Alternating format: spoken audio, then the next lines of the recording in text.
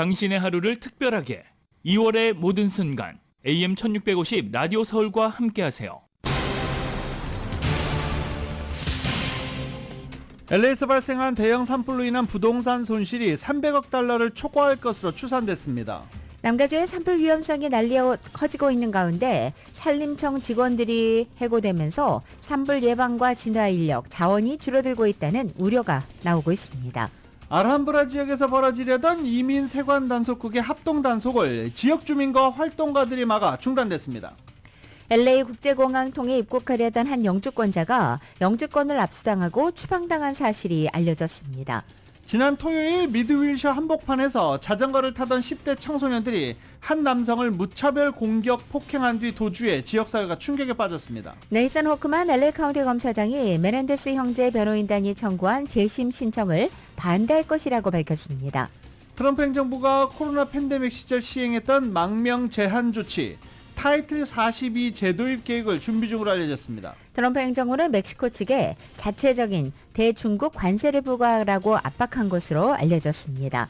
트럼프 대통령 반대로 풍력에너지 산업에 제동이 걸렸습니다. 개발업자들도 일부 프로젝트를 연기하고 있습니다. 트럼프 대통령 고율 관세 우려 속에 애플이 앞으로 약 4년간 5천억 달러 이상을 미국에 투자할 계획이라고 밝혔습니다.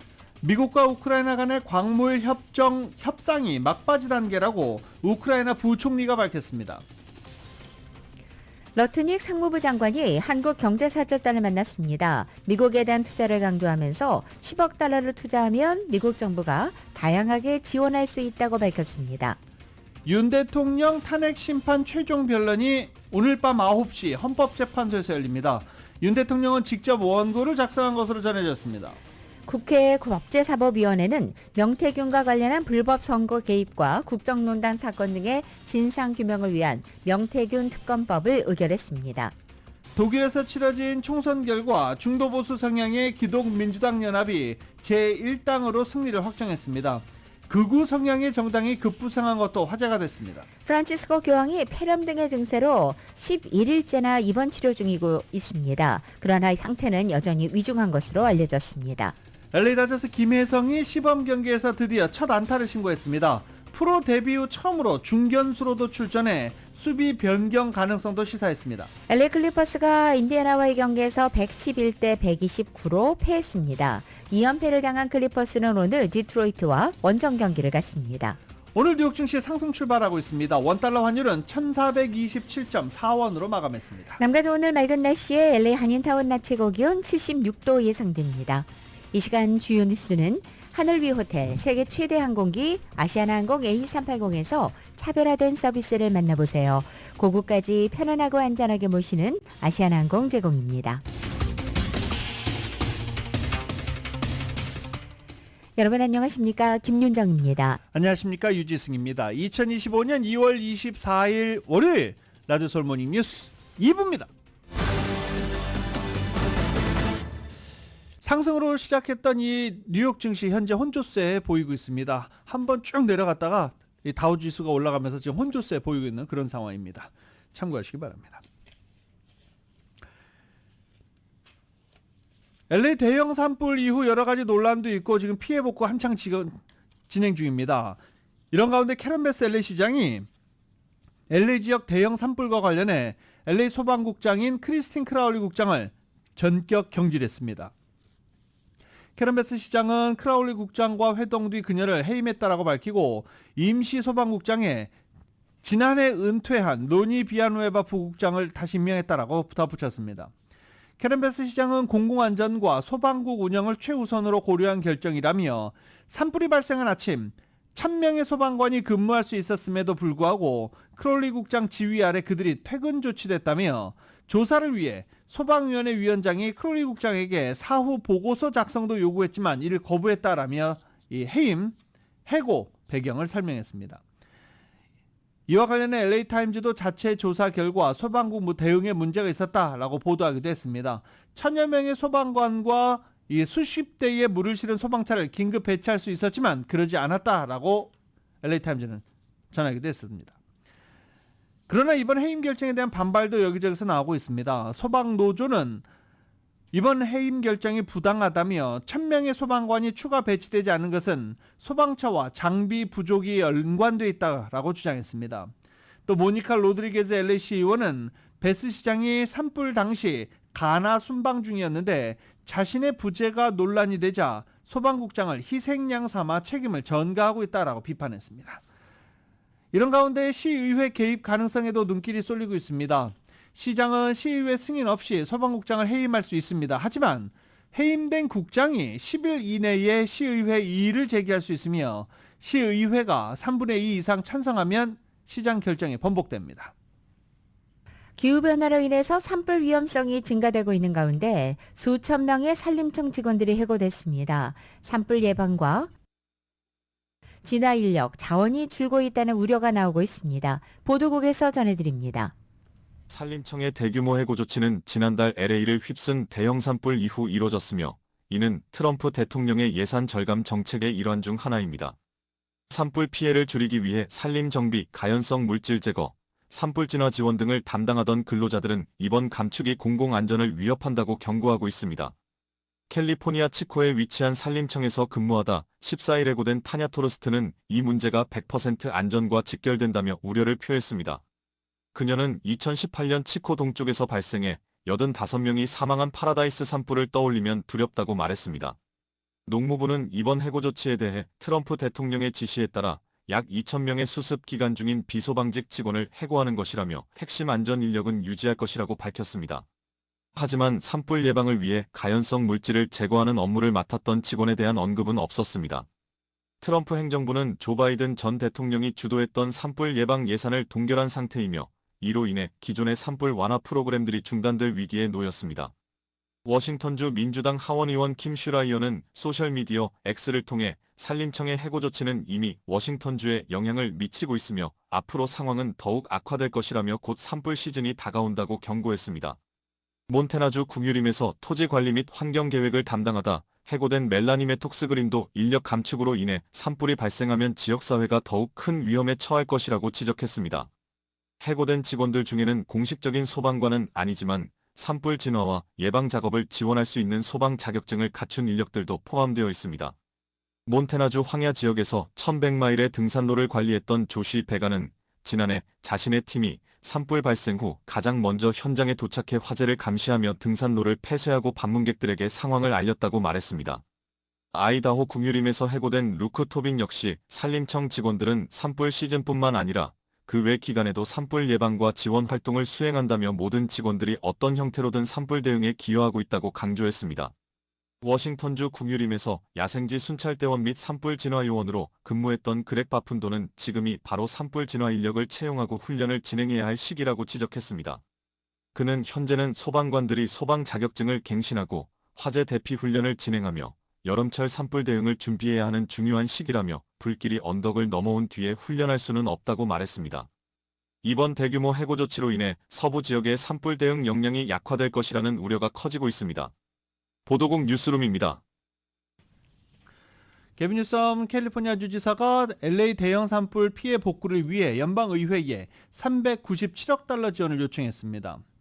뉴섬 주지사는 이번 산불이 역사상 가장 비용이 많이 드는 자연재해가 될 가능성이 있다며 연방정부의 신속한 지원이 필요하다고 강조했습니다. 이번 산불로 인한 경제적 피해 규모는 2,500억 달러를 초과할 것으로 예상됩니다. 이 전체 산불 피해로 인한 전체 경제적 피해 규모입니다. 이번 요청이 연방의회에서 승인될지는 불확실한 상황입니다. 공화당이 연방 지출 삭감을 우선순위로 현재 두고 있기 때문입니다. 지난달 발생한 팰리세이즈와 이튼 산불로 인한 부동산 손실이 300억 달러를 초과할 것으로 추산됐습니다. 이외 로컬 소식 보도국에서 전해드립니다. 지난달 발생한 팰리세이즈와 이튼 산불로 인한 부동산 손실이 300억 달러를 초과할 것으로 추산됐습니다. LA 타임즈가 지난달 두 군데 대형 산불로 인해 손상되거나 파괴된 구조물에 대한 캘리포니아 소방국의 평가를 토대로 추산한 데이터에 따르면 팰리세이즈 산불로 220억 달러의 부동산 손실이 그리고 알타디나에서 78억 달러의 부동산 손실이 발생했습니다. 여기에는 수백 채의 상업용 건물이 포함되었지만 손실된 대부분의 건물은 주택이었습니다. 총 13,000가구에서 2건의 대형 산불로 이재민이 발생했습니다. 약 9,700채의 단독주택과 콘도미니엄 700채의 아파트 2만 채가 넘는 듀플렉스와 방갈로 코트 373채의 모빌홈이 파괴되거나 심하게 손상된 것으로 집계됐습니다. 부동산 손실액처럼 직접적인 피해 외에도 산불로 손상된 인프라 보수, 사업체 피해와 고용 손실 비용, 정화 비용까지 포함하면 경제적 손실액은 2,500억 달러에서 2,750억 달러 사이로 추산됐습니다. 다운타운 LA 인근 프리웨이에서 주행 중이던 차량에 돌이 날아들어 운전자가 부상을 입는 사고가 발생했습니다. 캘리포니아 고속도로 순찰대는 20일 밤 11시 40분경 10번 프리웨이와 110번 프리웨이 교차로 인근에서 발생한 사고 현장으로 출동했습니다. 이 차량의 앞유리는 산산조각 났으며 운전석 바닥에는 커다란 돌덩이가 떨어져 있었습니다. 돌은 콘크리트 블록일 가능성이 있는 것으로 조사됐습니다. 부상을 입은 운전자는 병원으로 이송됐습니다. 같은 시간 인근 110번 프리웨이에서도 또 다른 차량이 돌을 맞았습니다. 피해 운전자 가브리엘 파보는 처음에는 도로 위 무언가를 밟은 줄 알았는데 조수석 쪽 앞유리가 산산조각 나 있었다고 전했습니다. 현재까지 용의자는 체포되지 않았으며 경찰이 수사를 진행 중입니다.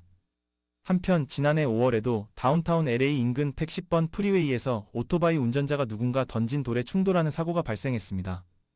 당시 영상에는 한 남성이 가드레일 너머로 돌을 던지는 모습이 포착됐으며 피해자는 오토바이에서 튕겨나갔으나 다행히 큰 부상은 입지 않았습니다. 캘리포니아주 검찰이 LA 산불 피해자들을 상대로 한 바가지 요금 행위에 대해 강력 대응에 나섰습니다.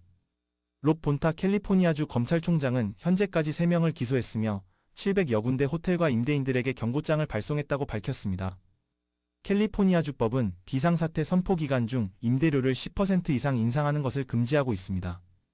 LA 카운티는 지난 1월 8일부터 비상사태가 선포된 상태입니다. 본타 총장은 한 건물주는 이튼 산불 피해자에게 허모사 비치의 주택 임대료를 36%나 올려 기소됐다며 유죄가 확정되면 최대 $10,000의 벌금과 12개월의 징역형에 처할 수 있다고 경고했습니다. 지난달 팰리세이즈와 이튼 화재로 4만 에이커가 불타고 수천 채의 건물이 소실됐습니다. 팰리세이즈, 말리부, 알타디나 지역에서 많은 주민들이 집을 잃은 상황에서 주 당국은 LA 주택난이 더 악화되는 것을 막기 위해 단속을 강화하고 있습니다.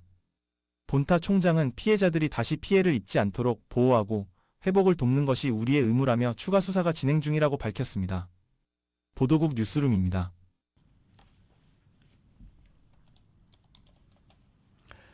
LA가 산불 복구, 2028년 올림픽 준비, 노숙자 문제 해결 이 3중고에 직면한 가운데 현재 이 캐런 베스 시장 리더십 위기 대응 능력으로 우려의 목소리가 커지고 있다라는 지적입니다. 캐런 베스 시장의 이번 산불 대응 처신으로 내년 시장 재선 가도에도 나쁜 영향을 미치고 있다는 분석입니다. 시정 전문가들은 각각의 과제가 서로 얽혀 있어 개별적인 해결이 어려운 상황이라며 연방정부와 불안정한 관계가 사업 추진에 걸림돌이 될 수 있다라고 지적하고 있습니다. KT 야로슬라브스키 시의회 예산위원회 신임 의장은 워싱턴에 굴복하거나 파산하는 일은 없을 것이라며 위기 극복에 대한 자신감을 드러내기는 했습니다. 연방정부와 전략적 협력관계 구축해야 되고 시민사회와 긴밀한 소통을 해야 되며 효율적인 재정 운영이 필수적이라는 전문가들의 지적에 대해서도 충분히 LA는 극복할 수 있다라고 말하고 있습니다. 이민자 보호 정책을 둘러싸고 연방정부와 갈등이 예상되고 있는 가운데 올림픽 준비 과정에서는 양측의 이해관계가 일치할 수 있어 이를 전략적으로 활용해야 한다는 분석입니다. 캘리포니아주 보험국 CDI가 주택보험 가입자들의 보험료를 인상해달라는 보험사 요청을 잇따라 승인했습니다. 따라서 멀큐리, 리버티 뮤추얼 주택보험 가입자들의 보험료는 조만간 큰 폭으로 인상될 전망입니다. 이번 보험료 인상 승인은 LA 산불과는 직접적인 관련이 없지만 자연재해가 점점 더 빈번해지고 심각해짐에 따라서 보험사들이 직면하고 있는 높은 비용을 해결하기 위한 것으로 보입니다. 캘리포니아에서 영업하고 있는 보험사 가운데 5번째로 큰 멀큐리 제너럴은 3월 말부터 주택보험료를 평균 12% 인상하라는 승인을 받았습니다. 또 4번째로 큰 보험사 리버티 뮤추얼 자회사도 보험계약자 86,700명의 보험료를 5월 중 7.2% 인상할 예정입니다. 보험료 변경은 각 계약자마다 다르다는 평가입니다. 먼저 머큐리 보험을 소유한 주택 소유자의 경우에는 평균 12.3%, 콘도 소유자는 9.4%, 임대주택의 경우에는 7.5% 인상되고 리버티 뮤추얼 고객의 보험료는 2에서 15%까지 인상됩니다.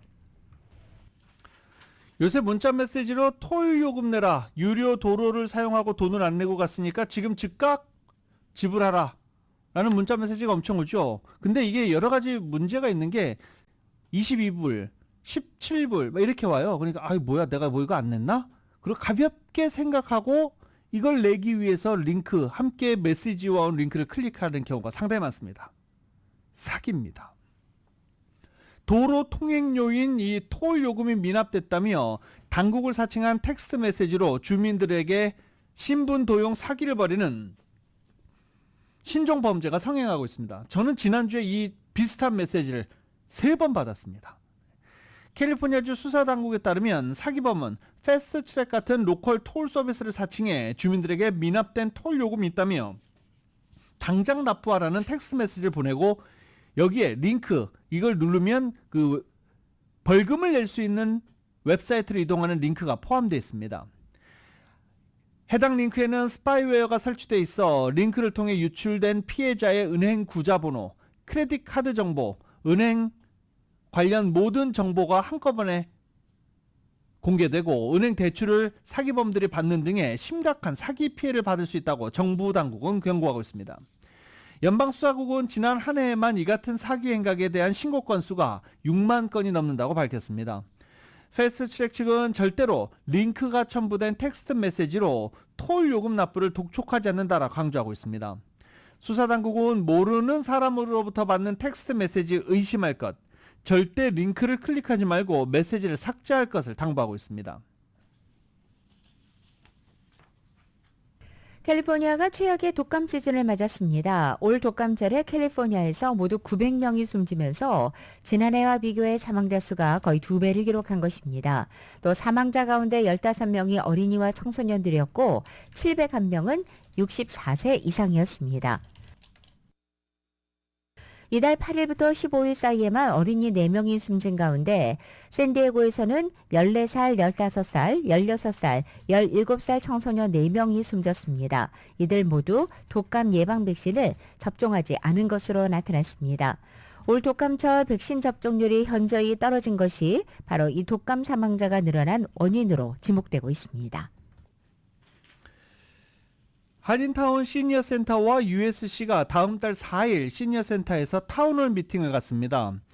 USC 공중보건학과 이은정 박사 총괄 진행하여 열리는 타운홀 미팅에서는 위암 예방, 흡연과 간접 흡연, 생활 습관이 위장 건강에 미치는 영향에 대한 전문가 발표, 그리고 의료 전문가와의 질의응답 시간도 있을 예정입니다. 노인센터는 미주 한인사회에 위암 발병을 방지하는 좋은 기회가 될 것으로 기대하고 많은 한인들의 참여를 당부했습니다. 타운홀 미팅은 3월 4일입니다. 다음 달 3월 4일 오전 11시 시니어센터 2층 강당에서 열리며 20세 이상 주민 선착순 100명에 한해 열리게 됩니다. 무료 점심이 제공된다고 합니다. 관련 문의는 전화 213-387-7733 213-387-7733번으로 연락하면 됩니다. 원정 출산을 해서 이중 국적을 갖게 된 자녀가 성인이 된 후에 미국 국적을 포기하지 않았다면 대한민국 국적을 취득할 수 없다고 한국 법원이 판결했습니다. 재판부는 모친의 출입국 기록을 들어 국내 생활 기반을 두고 있는 어머니가 임신한 후 자녀 외국 국적 취득을 목적으로 외국에서 자녀를 출생했다면서 A씨의 청구를 기각한 것입니다. A씨의 모친은 A씨를 낳은 2003년 7월 출국해서 한 달 반가량 미국에 머물렀고 8월 미국에 다녀온 이후 출산 전까지는 미국에 간 적이 없었고 출산 이후에도 2011년에야 다시 미국으로 출국한 것으로 파악했습니다. 재판부는 또한 부모의 장기 외국 체류를 이유로 해서 자녀의 외국 국적 포기 없이 한국 국적을 선택할 수 있도록 한 예외 규정은 원칙적으로 자녀 출생일을 포함한 전후로 2년 이상 계속해서 외국에 체류한 경우 적용되는 것이라고 말했습니다. 단순히 자녀의 출생일 전후 임의의 체류 기간을 합산한 기간이 2년 이상이기만 한 경우에는 해당 사항이 없다고 본다고 밝혔습니다. 아프리카 동쪽 섬나라 마다가스카르에서 한국인 선교사 2명이 강도 공격으로 사망했습니다. 마다가스카르에서 선교사 김모 씨와 이모 씨가 흉기를 지닌 현지 강도 여러 명의 공격을 받았고 병원으로 이송됐지만 결국 숨진 것으로 전해졌습니다. 장인과 사위 관계로 알려졌는데요. 김 씨는 한국에서 목사 은퇴 후 아프리카 선교를 위해 2년 전에 마다가스카르로 갔고, 사위는 지난해 현지에 합류해 함께 선교 활동을 했던 것으로 알려졌습니다. 범행 동기는 확인되지 않았지만 이들 일당이 돈을 가져간 것으로 볼 때 금품을 노린 범행일 가능성에 무게가 실리고 있습니다. 주 마다가스카르 한국 대사관은 현지 경찰에 신속한 수사를 요청했습니다. 김씨 유족도 현지로 향한 것으로 전해졌습니다. 전기차 업체 테슬라가 미국에서 판매한 모델 3와 모델 Y 차량 일부를 대규모 리콜합니다. 21일 연방도로교통안전국에 따르면 테슬라는 조향 보조 기능인 파워 스티어링 문제로 소프트웨어를 업데이트하는 리콜에 들어간 것입니다. 리콜 대상은 2023년형 모델 3, 모델 Y 차량입니다. 리콜 보고서에 따르면 전자식 파워 어시스트 스티어링 EPAS가 장착된 차량에서 회로기관의 과부하가 걸리는 문제로 인해 차량이 정차 후 다시 가속할 때 동력을 상실할 수 있고, 특히 저속 운행 시에 사고 위험을 높일 수 있습니다. 스타벅스가 친환경 정책 일환으로 새롭게 컵을 도입을 했습니다. 컵도 바뀌었고 이 뚜껑도 바뀌었죠. 컵 뚜껑은 입을 대는 곳이기 때문에 민감한 부분입니다. 컵을 바꾼 것을 처음 접해본 소비자들이 뭐야 이게, 쓰레기 냄새가 난다, 걸레 냄새가 난다 등등의 반응을 나타내고 있습니다. 좋다는 반응이 거의 없죠. 이 스타벅스는 일회용 투명 플라스틱 컵을 태비화가 가능한 불투명한 흰색 컵으로 교체했습니다. 이 새로운 컵은 섬유질 종이 바이오 플라스틱으로 제작됐고 뚜껑도 약간의 변형이 있었습니다. 스타벅스는 쓰레기를 줄이고 시장의 요구사항을 충족하기 위한 노력이다라고 설명을 했는데 부정적인 반응이 너무 많습니다. 음료를 마시기도 힘들고 구멍도 너무 작고 뚜껑에서 이상한 맛, 이상한 질감이 난다 라면서 많은 스타벅스 이용자들이 다시 돌아가면 안 되냐라고 불만을 제기하고 있습니다.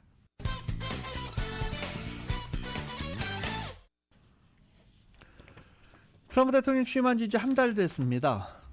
여러분 어떠십니까? 트럼프 대통령이 백악관에 복귀한 지 한 달이 지난 가운데 일반 소비자들과 기업인들 간의 경제에 대한 인식이 크게 엇갈리는 것으로 나타났습니다. 일반 국민들은 물가 인상 가능성 때문에 소비 심리가 위축되어 있는 반면 기업인들은 정부 규제 완화 정책에 크게 기대하는 것으로 나타났습니다.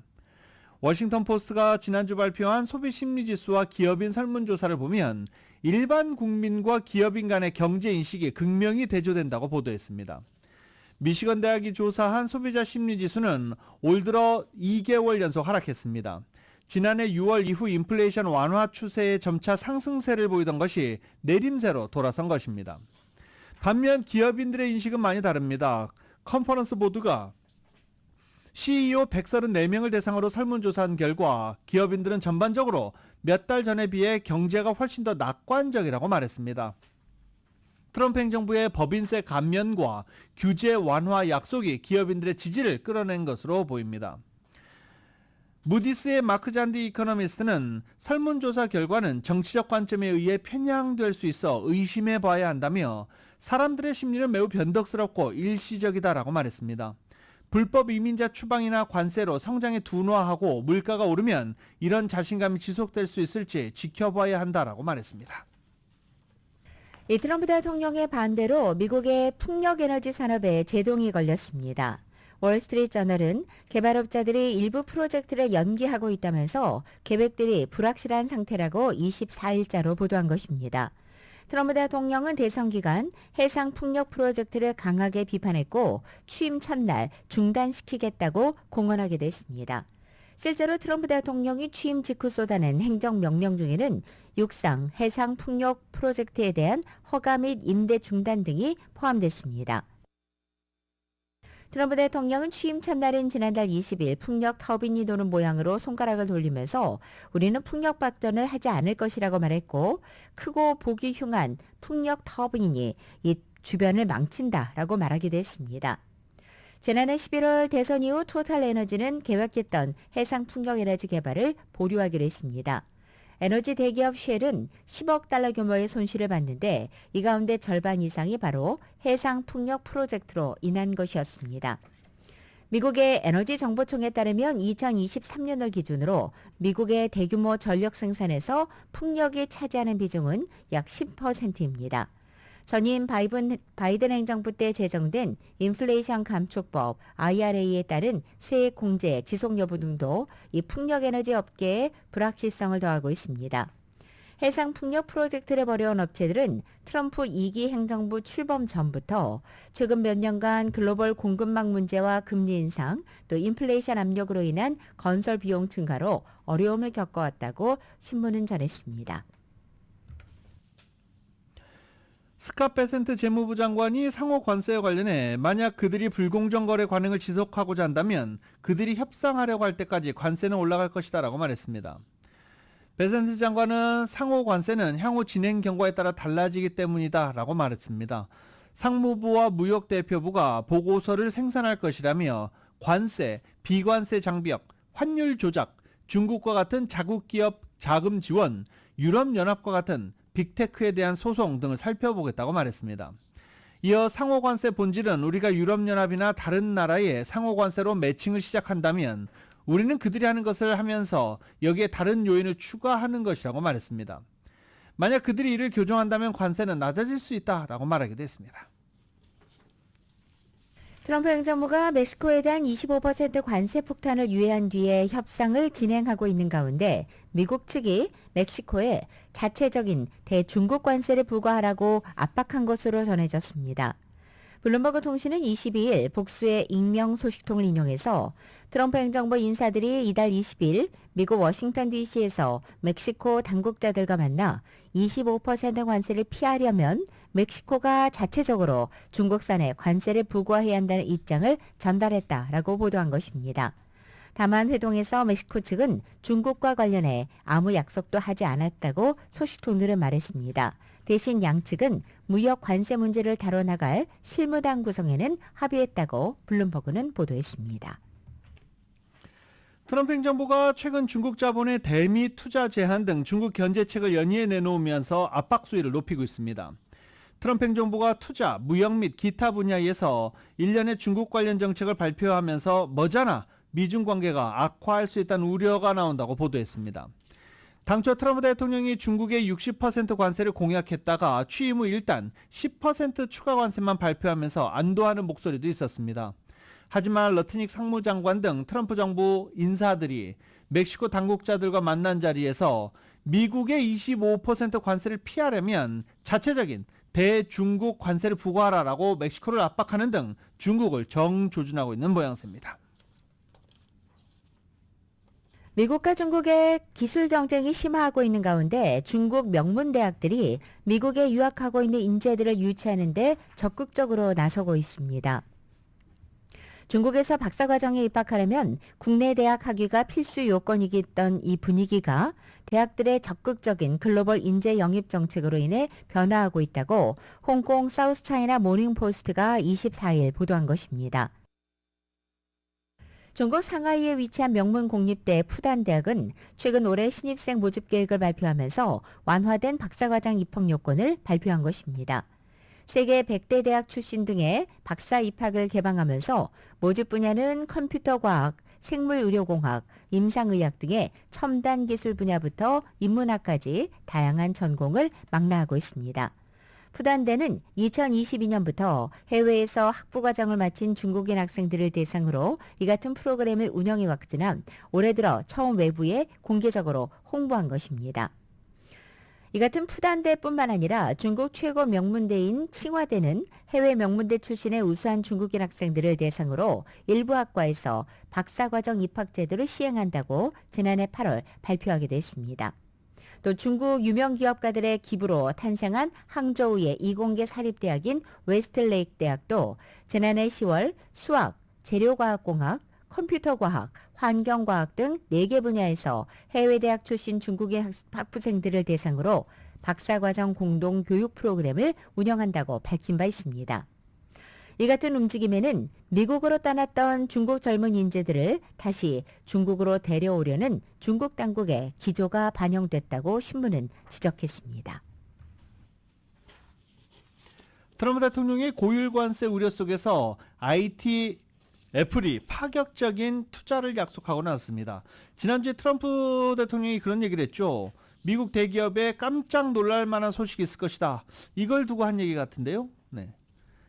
애플이 앞으로 4년 동안 5천억 달러 이상을 투자할 계획이다라고 밝혔습니다. 물론 미국에서입니다. 애플은 역대 최대 규모 투자라며 이에 따라 일자리 2만 개 이상이 생길 것이라고 덧붙였습니다. 여기에는 텍사스주 휴스턴에 애플 새 공장을 짓고 첨단 제조 기금을 2배로 확대하며 인공지능의 투자를 가속하는 내용도 포함되어 있습니다. 팀 쿡 CEO는 성명을 통해 제조업에 대한 지원을 확대하게 돼 기쁘다며 미국 혁신의 역사에서 놀라운 새 장을 쓰기 위해 미 전역의 사람들, 기업들과 협력할 것이라고 말했습니다. 애플의 발표는 트럼프 행정부의 중국산 수입품에 대한 관세 부과에 대응하는 차원에서 나온 것으로 풀이됩니다. 트럼프 대통령은 쿡 CEO가 멕시코에 있는 2개 공장을 중단하고 대신 미국에서 제품을 생산할 것이라고 밝혔다며 그들은 관세를 피하고 싶어 한다라고 전한 것입니다. 트럼프 정부는 중국산 수입품에 대해서 10% 추가 관세를 부과했는데 아이폰 등 애플의 기기 상당 부분을 중국에서 생산해 미국에서 판매하는 애플로서는 이런 관세에 상당한 부담이 될 것으로 관측되고 있습니다. 유럽연합 EU가 우크라이나 전쟁 발발 3주년이었던 24일 제16차 대러시아 제재 패키지를 승인했습니다. 트럼프 행정부가 러시아와 종전협상의 속도를 내면서 제재 해제 가능성까지 시사했지만 EU는 강경 노선을 고수한 셈입니다. EU 27일 외교장관들이 이날 승인한 제재안에 따르면 러시아산 1차 알루미늄의 EU 수입이 단계적으로 중단됩니다. 이에 따라 EU는 12개월간은 전년도 수입량의 80%에 가는 27만 5천 톤을 수입을 허용하는 쿼터제를 도입하기로 했습니다. 역내 수입업자들이 대비할 수 있도록 수입량을 점차 감축하고 2026년 말부터는 러시아산 알루미늄 수입을 전면 금지한다는 구상입니다. 제재의 우회도를 막기 위해서 러시아 우방국가인 벨라루산 1차 알루미늄 수입 역시 금지하기로 했습니다. 러시아 에너지 부문을 겨냥한 추가 제재도 부과됩니다. EU는 그동안 러시아산 원유 수입을 금지하면서도 러시아산 원유의 최종 목적지가 제3국이면 EU 내 항구 임시 저장을 허용했지만 앞으로는 예외 없이 모두 금지한다는 방침입니다.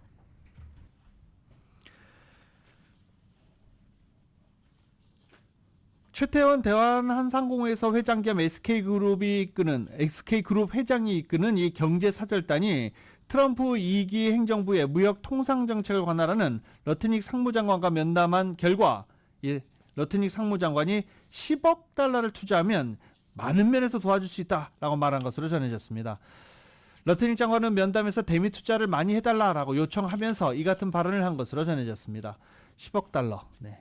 10억 달러 미만의 투자에 대해서도 규제 완화 등을 통해 미국 정부가 지원하도록 노력하겠다라는 입장도 덧붙인 것으로 알려졌습니다. 이 면담에서는 조선에너지, 원전, AI, 모빌리티, 소부장 등 6개 분야 협력 모델에 대한 논의도 이어졌습니다. 이와 관련해서 최태원 회장은 인센티브에 대한 내용이 정확하지 않다. 인센티브가 좀 있어야 할 것 같다라고 말하기도 했습니다. 트럼프 행정부는 미국의 생산 시설을 좀 더 원한다고 얘기를 하고 있지만 우리 측에서는 인센티브가 같이 있어야 한다라고 최 회장은 말한 것입니다.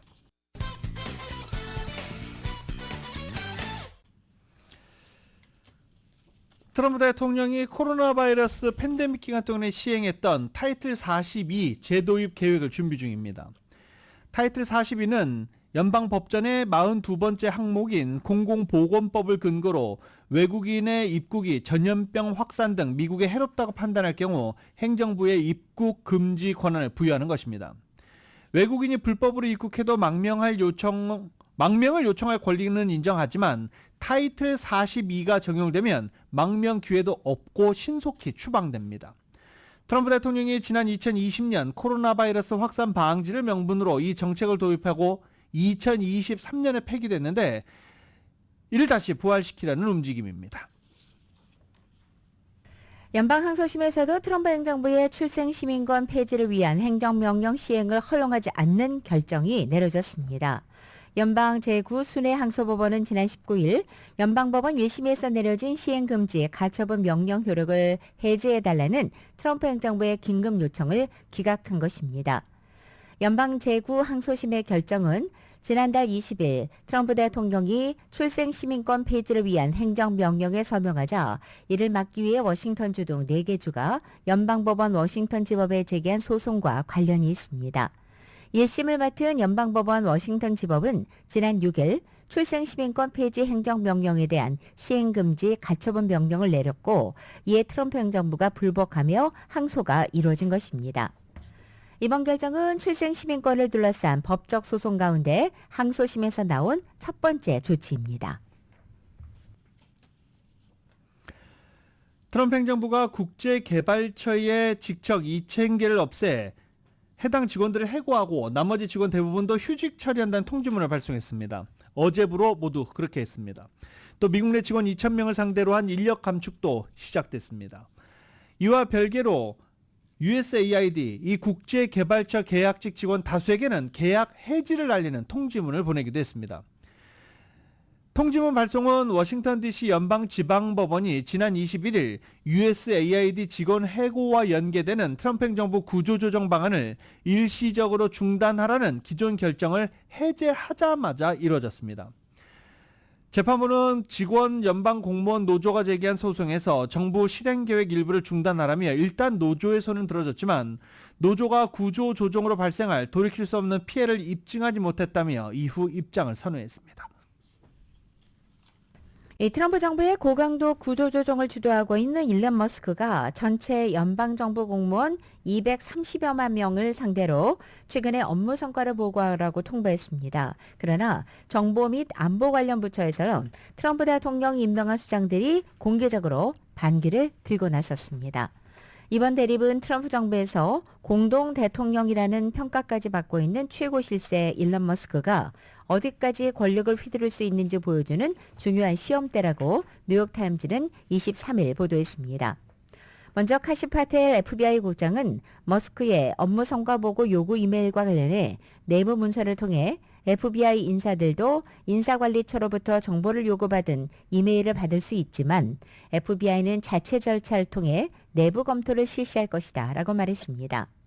털시 게버드 국가정보국 D&I 국장 역시 직원들에게 내부 메시지를 통해서 업무의 민감성과 기밀 수준을 고려할 때 정보기관 근무자들은 인사관리처 이메일에 답변해서는 안 된다라고 밝혔습니다.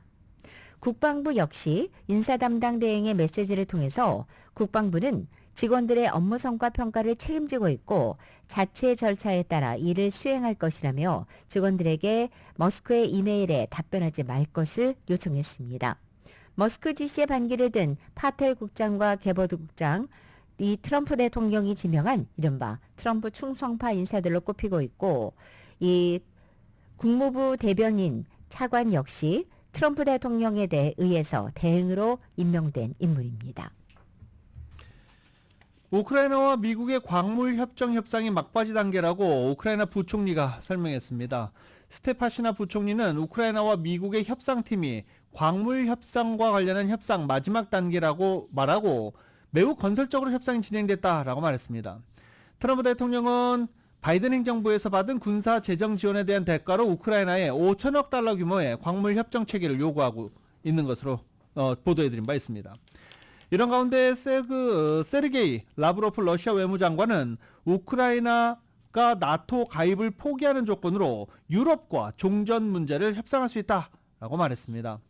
튀르키예에서 외무장관을 만난 뒤 가진 기자회견에서 라브로프 장관은 우크라이나 나토 가입 문제에 대해서 명확한 합의가 있어야 된다라며 이같이 말했습니다. 라디오서울 모닝뉴스 스포츠 소식입니다. 스포츠 소식은 전문가가 추천하는 이민법과 가정법 전문 제인정 종합법률사무소 제공입니다. LA 다저스에 입단한 김혜성 선수 시범 경기 안타가 없어서 또 메이저리그 정하는 시간이 없는 거 아닌가? 마이너리그 거부권도 없는데 우려하시는 분들 많으시죠. 어제 일단 안타, 시범 경기 첫 안타를 때리긴 때렸습니다. 샌디에고와 경기에서 4회 대타로 출전한 김혜성 선수는 죄송합니다. 이게 몇 킬로미터, 156킬로미터라고 나왔는데 이게 몇 마일인지 지금 계산이 빡 안 되네요. 네, 한 90마일대에 빠른 공 받아쳐서 1루 쪽 내야 안타로 출루했습니다. 시범 경기 세 번째 출전에 나온 김혜성 선수의 메이저리그 첫 안타였습니다. 후속타가 터지지 않아서 득점과는 연결되지 않았습니다. 그리고 어제 상대했던 투수는 샌디에고의 메이저리그 경험이 없는 초청받은 선수로 알려지고 있습니다. 그리고 이어진 타석에서는 안타를 기록하지 못했습니다. 그리고 또 눈길을 끌었던 게 어제 중견수로 출전을 했는데 LA 다저스는 선수층이 상당히 두텁죠. 그래서 중견수로도 활용할 것을 한번 시사해보고 테스트해본 것으로 추정이 되고 있습니다. 피츠버그의 배주환 선수는 미네소타와의 경기에서 2타수 1안타 1득점 3진 1개를 기록했습니다. 어제 배주환 선수는 올 시범 경기 첫 출전이었습니다. 이번에는 연예계 소식입니다. 헐리우드 스타 데미 무어가 어제 저녁 미국 배우조합 세계 선정한 여우 주연상을 수상했습니다. 데미 무어는 젊음을 되찾으려는 여성의 얘기를 그린 영화 서브스턴스에서 열연해 호평을 받은 뒤 헐리우드 여러 시상식의 여우 주연상을 휩쓸고 있습니다. 지난달 헐리우드의 주요 영화상인 골든글로브 시상식에서 생애 처음으로 여우주연상을 거머쥐었고 이번에는 동료 배우들이 주는 여우주연상을 안게 되면서 다음 달 열리는 오스카 즉 아카데미상 수상 가능성을 높이고 있습니다. 2025년 2월 24일 월요일에 전해드린 라디오서울 모닝뉴스 마치겠습니다. 지금까지 진행의 유지승 김윤정이었습니다.